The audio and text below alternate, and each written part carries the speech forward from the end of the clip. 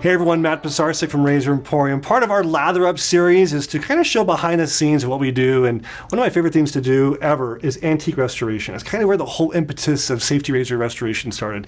So we got a cool video today showing you all about restoring a pair of Burma Shave signs I found here in Phoenix. Well, any day working at the shop starts with me rolling up, and here I come with my giant Burma Shave sign. I was really excited. I actually found these, there's two of them. I found them at a local antique store. I was with my kids on a Saturday, and I was just kind of like looking around, not expecting to find anything, and I see these giant Burma Shave signs, and we got in here to the shop in my little workbench area. I'm gonna start by first kind of getting all the dust off, because again, these were found at an antique store, and they're dirty and they're dusty, and before I do anything, I want to get that off. I don't want to rub that into the surface. And you know, when I'm looking at these, I'm not going to go super crazy. Like, part of the look of these is the fact that they're old and they're kind of vintage, have a patina. I did want to remove these nails, so I'm just using like a little pry tool here. I don't know why they were nailed. Maybe someone used twine to hold them up or something. I don't know, but I was like, these don't belong here, so let's get them off. And yeah, I'm just going to kind of get started with some of this basic process. Anyone can do this. I do like to wear gloves whenever I'm in the shop, especially if you're working on stuff like wood or if you're working with chemicals. And my first weapon of assault is going to be this Restore finish. It's like my favorite product. I've used it for years, and you're seeing as I'm wiping it on, it just looks so good. It looks like I'm putting like a veneer on it, but I'm not. It's safe on any wood finish, and it's safe on a lacquered finish or, you know, an oil finish.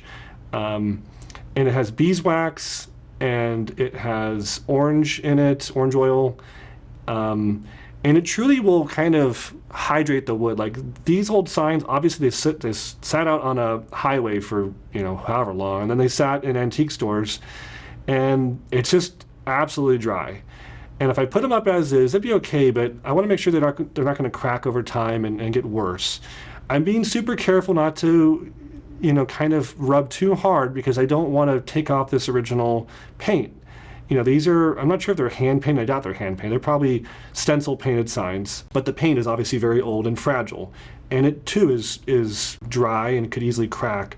So this orange oil product can also help with that. Worry not, it's not going to damage anything. And you're seeing on my white towel over there a little bit of the original red color coming off. I'm not too worried about that. I'm more concerned with making sure these aren't going to get any worse. I don't want to do anything to make things worse in the world of antiques. I always want to do things to preserve and protect. Here we go, yeah. Come home to roost is one of the limericks on this side. I actually did a really fun, we'll have to put a link in the description here. I did a really fun episode with Douglas Smythe from Phoenix Artists and Accoutrements years ago on our other show we had called I'd Lather Be Shaving. And we did the entire history of Burma Shave, so we get much more into details there. I'm really excited to see how glossy and, you know, shiny they look. Come home to roost. But yeah, so just kind of rinse and repeat, the other one the same way.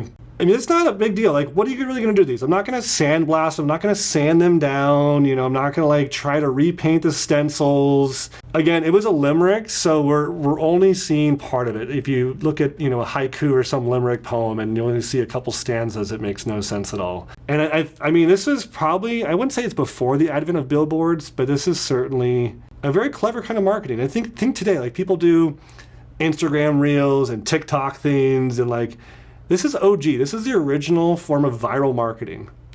Just driving down the highway and you see a sign for an aftershave. Burma Shave. I don't know what that was. Here I go. I'm gonna take them now through the shop and I'm gonna bring them over, passing by the polishing work area, sandblaster work area, all of our service work, the big dust collector here over here, and yeah, I'm gonna take them over to, we call Bay 3. And gosh, this video was shot a while back. Even this has changed. We got all that printing equipment out of there now. That's all gonna be pallet rack. But I'm taking them to our lobby, as we call it. And I was really, oh, hey, there's Natalie. She's there doing soap. Oh, very good. We have so many visitors from around the world who come in. And so I kind of came to the conclusion that these top shelves, no one but me, who's 6'8", can reach these. So instead we'll put some rando inventory up there, but really I've taken it upon myself to put all my tchotchkes. Because when you're in the world of shaving collectibles, you get tchotchkes. And here I am, proud of myself. We got those mounted.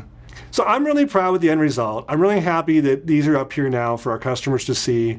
And we're paying tribute to an old American historic brand, Burma Shave. Hope you guys enjoyed this little video tour. Well, I hope you enjoyed that. I know it's a little behind the scenes look, and you can see some of the different restoration tips and tricks we use, but it's a fun video. And if you've ever restored an old antique, tell me below in the comments. I want to hear from you guys. Thanks so much for watching. We'll see you next time at Razor and Point for all things vintage shaving.